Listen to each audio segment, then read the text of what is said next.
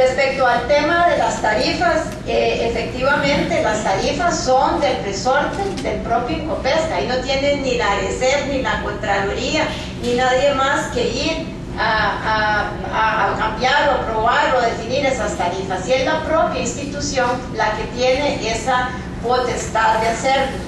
Siendo potestad de la propia institución, llama la atención que no hayan buscado en estos tiempos un modelo tarifario que les permita la sostenibilidad del propio Incopesca.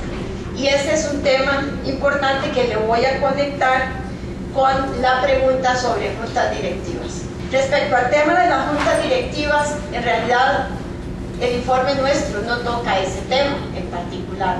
Yo lo que hice fue quizás un comentario de la conveniencia de que en esas juntas directivas estén tomando las decisiones las mismas personas que tienen que autorizarse sus propias tarifas. Me parece que es más un tema de prevención, de conflicto de interés, y que si en algún momento se plantea alguna reforma, vale la pena que ustedes tengan ese tema, digamos, por lo menos se llegue a discutir sobre eso.